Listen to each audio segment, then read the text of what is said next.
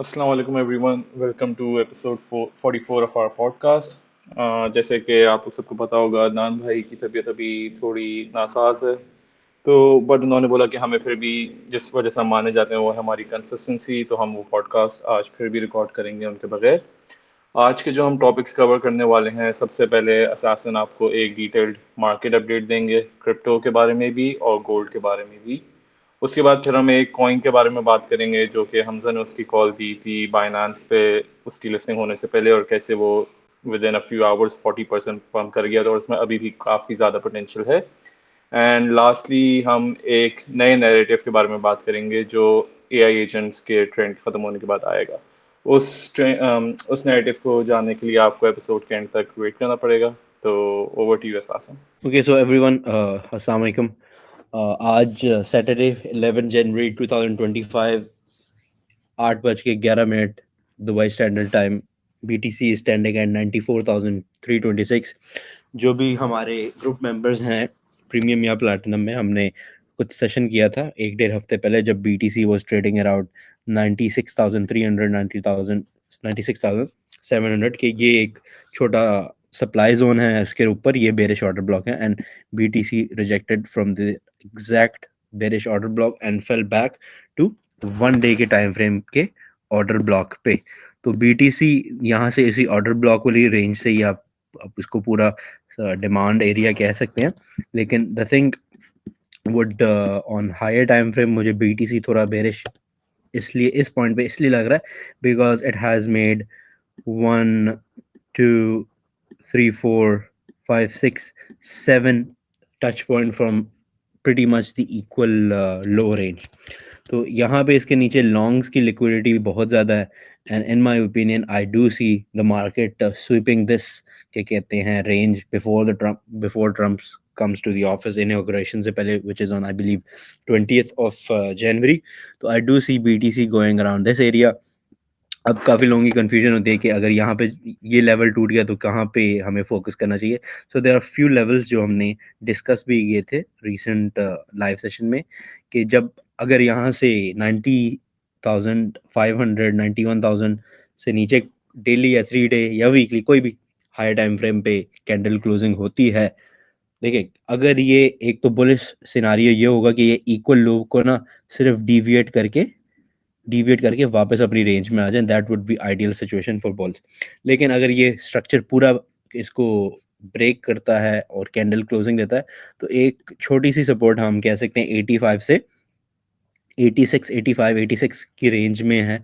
अगर इसको भी ऑनर नहीं करता है, even if it comes to break that range, तो हम आइडियली 77 से 81,000 रेंज को देखेंगे। वाई? बिकॉज ये हमारा एक अनफिल्ड CME गैप है। So these are the current levels for BTC। उसके साथ अगर मैं BTC USDT के चार्ट को खोलूं, आज के चार्ट को जो 1 आवर पे देखना, तो काफ़ी मार्केट में चॉपी रेंज है। There is pretty much no volume in the market. सारे कॉइन्स मोस्टली साइडवेज है, अपनी वही चॉपी रेंज के अंदर ट्रेड हो रहे हैं।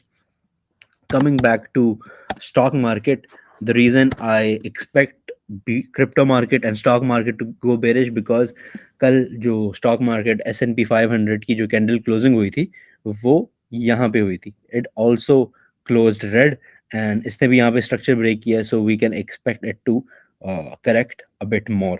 तो क्रिप्टो भी साथ साथ उसको फॉलो करेगी। ठीक है, छोटे मोटे पंप्स आते रहेंगे लेकिन ओवरऑल आई एक्सपेक्ट कि BTC थोड़ी करेक्शन ले एंड एटलीस्ट जो उसका जो इक्वल लो हमने आपको दिखाया चार्ट पे, आई विल गो अगेन, ये वाला एरिया स्वीप करे। ठीक है, स्वीप के बाद लोअर टाइम फ्रेम पे हम देखेंगे जो बुल स्ट्रक्चर ब्रेक हुआ उसके बाद हम फर्दर ऊपर रैली देखेंगे। दूसरे काफ़ी लोग पूछते हैं कि भाई 20th को ट्रम्प प्रेसिडेंसी में आ रहा है, उसका क्या इफेक्ट होगा। देखें, ट्रम्प जब प्रेसिडेंट बना था ना, जब इलेक्शन जीतने की न्यूज़ आई थी वो 6 नवंबर को थी।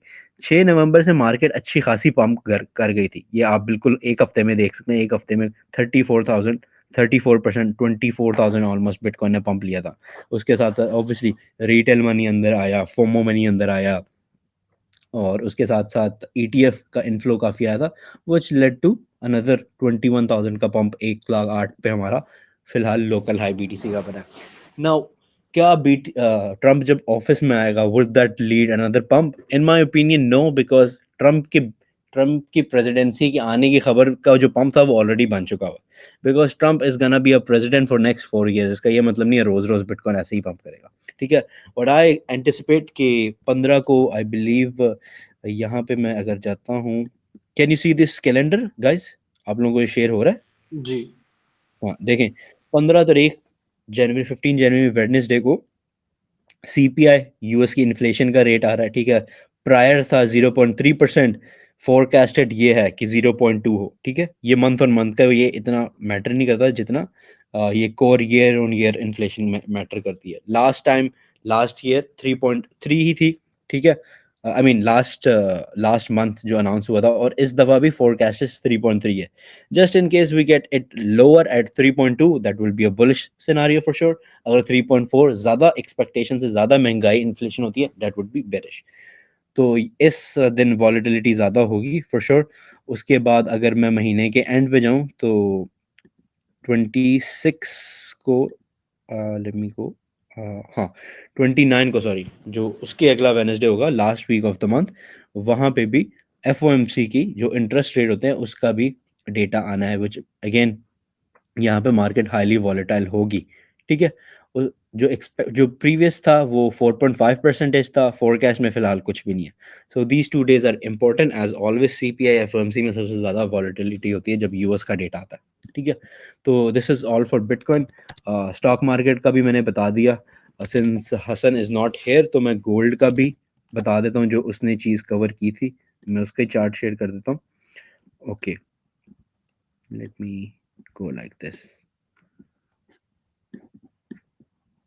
हाँ, ओके। सो बेसिकली हसन ने जो लेवल बनाए थे, और जो पिछली से पिछले कुछ अरसे पहले उसने अपडेट दी थी गोल्ड के सेशन में कि यहाँ से अपने ब्रेकल ब्लॉक से, ऑर्डर ब्लॉक ओबी से पंप करेगा, एंड वहाँ से उसने बिल्कुल उसको फिल किया था।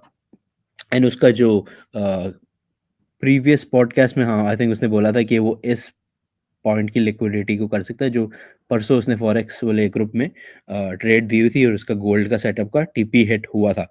एंड उसके बाद व्हाट ही इज एंटिसिपेटिंग कि थोड़ा सा एलटीएफ लोअर टाइम फ्रेम की FVGs and order block fill करने थोड़ी रिट्रेसमेंट जरूर लेगा gold, but at the end of the day his higher time frame target is this point, जो रेंज हाई है, ठीक है, विच फॉल्स अराउंड 2730 या 2728-29 वाली रेंज में ही is expecting gold to come. And typically अगर आप गोल्ड का भी प्राइस एक्शन देखें ना, तो gold mostly stocks and crypto के ऑपोजिट जाता है। यू कैन सी ये 4-4 घंटे का टाइम फ्रेम है।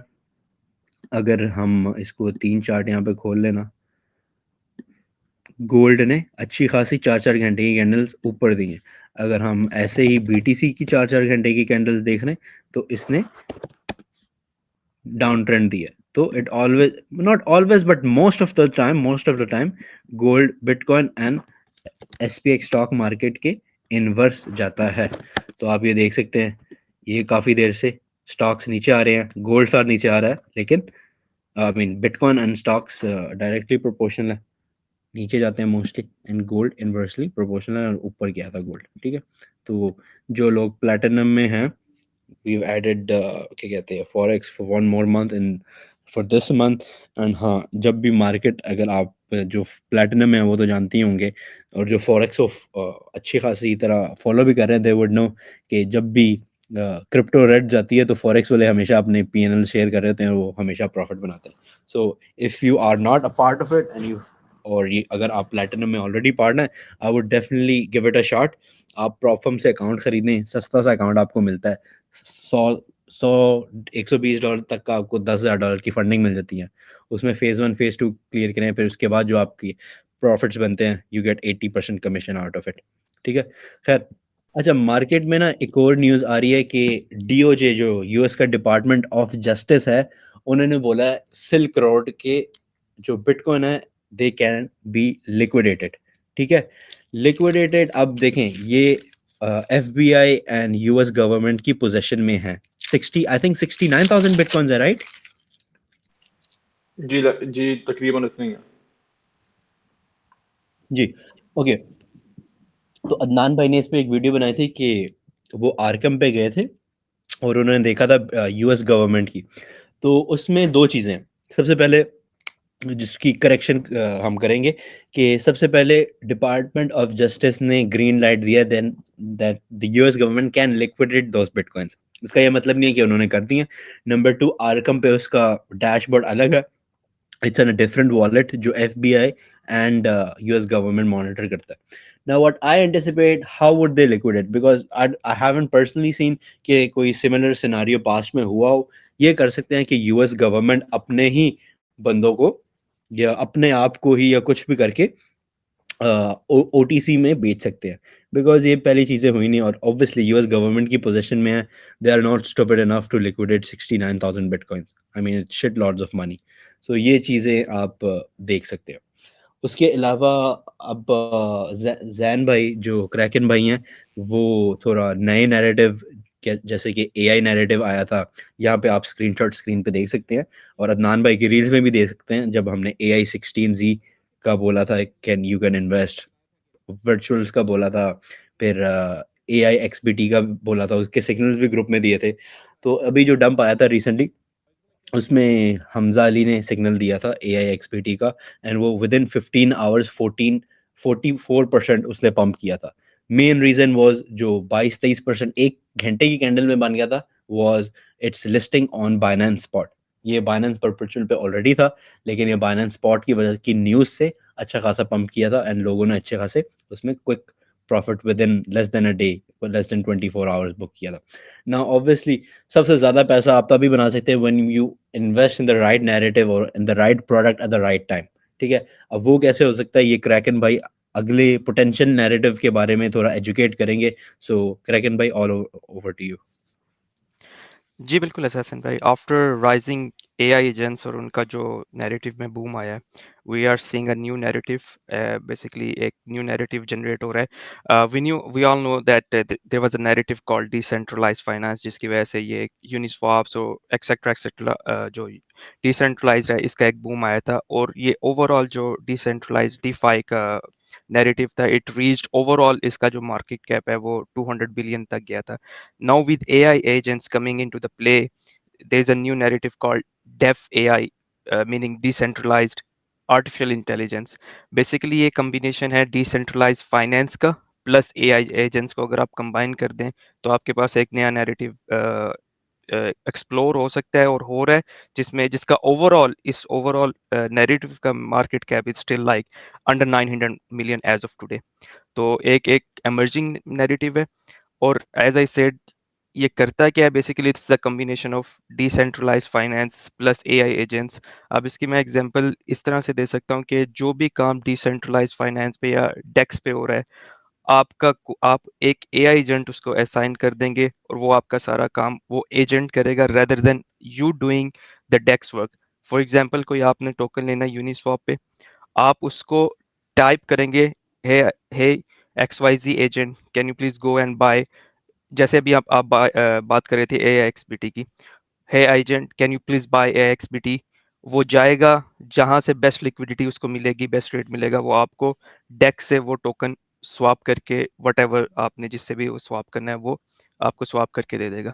This is one of the examples. इनमें कुछ इमर्जिंग कॉइन्स है, जैसे हमने ग्रिफन, अदनान भाई ने रियल में डिस्कस किया था ग्रिफन, ग्रिफन का। वो बेसिकली यही कर रहा है। और ऑन अपार्ट फ्रॉम दैट, वो आपको ऑन चेन डाटा भी शो करते हैं, डिफाई की एक्टिविटीज भी शो कर सकते हैं। हमारे पास ओवरऑल इसमें अभी इतने कॉइन्स है नहीं है, it's an emerging narrative, almost like 7 to 8 coins, उन पे रिसर्च जारी है।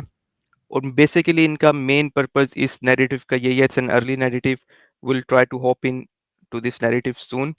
और इसमें कह सकते हैं कि आप एक मेजर मेजर इसमें पंप आएगा whenever the market try to recover, but again इस नैरेटिव का मेन काम यही है कि प्रॉम्प्ट्स के साथ आप कम्प्लेक्स डिफाई एक्शंस को एग्जीक्यूट कर सकते हैं। Real time insights from multiple information streams, on chain data आपके पास, जस्ट जस्ट लाइक आप चैट जीपीटी को टाइप करें, वो आपके पास सारे एक्शंस कंप्लीट कर लेंगे। This is what def AI और decentralised artificial intelligence is all about. Thank you Kraken, आपने हमें इस नैरेटिव के बारे में बताया। इसमें एक चीज़ जो हम हाईलाइट करना चाहेंगे वो ये है कि ये अभी काफ़ी हम अर्ली ऑन इस नैरेटिव में, तो बिल्कुल। It would be really nice अगर लोग उस पर अपनी खुद भी रिसर्च करें, and अगर आपको इसमें पोटेंशियल दिखता है तो आप इसके अंदर थोड़ा सा रिस्क ले सकते हैं। इसका मतलब ये नहीं है कि आप अपनी पूरी पोर्टफोलियो इसमें डाल दें और फिर बाद में इस पॉडकास्ट के नीचे आके कमेंट कर रहे हो कि it didn't work. So again, manage your risk, do your research और फिर उसका आप खुद इन्वेस्ट करें। जब हम एआई एजेंट्स की बात करें तो इसमें ये भी है कि काफ़ी ज़्यादा इसमें अब एप्लीकेशंस आ रही हैं, एंड इट शोज़ के जो जेन बीटा है, अदनान भाई ने जैसे रील भी बनाई थी, it will be the first generation जो एआई के साथ ग्रो हो रही होगी। और अगर आप हमें ट्विटर पे भी फॉलो करते हो तो आपने देखा होगा कुछ दिनों पहले अदनान भाई ने एक ट्वीट की थी जिसमें एक नया एआई एजेंट आया है जिसको आप यूज़ करके आप अपनी जॉब एप्लीकेशंस भी कर सकते हो। आप उसको बस अपनी सीवी दो, बता दो कि ये मेरी सीवी है, this is the reason I am targeting and this what these are the type of jobs that I'm targeting। तो वो आपकी एप्लीकेशंस भी खुद ही फिल करके खुद ही अप्लाई करता रहता है। तो definitely the possibilities are endless, तो कीप एन आई आउट, अपनी रिसर्च करते रहें। अगर आप रिसर्च नहीं कर रहे तो हमारी पूरी टीम हम बैठ के रिसर्च कर रहे होते हैं, एंड आपको ऐसे डिफरेंट डिफरेंट नैरेटिव्स के बारे में बताते रहते हैं। तो आज का जो पॉडकास्ट है, अनलेस कोई और कुछ ऐड करना चाहता है तो हम उसका इख्तिताम यहीं पे करेंगे। एंड फिर इंशाल्लाह अदनान भाई को आप अपनी दुआओं में याद रखिएगा, एंड नेक्स्ट वीक वो सेहतियाब हो जाते हैं तो हम फिर से नए एपिसोड के साथ आते हैं।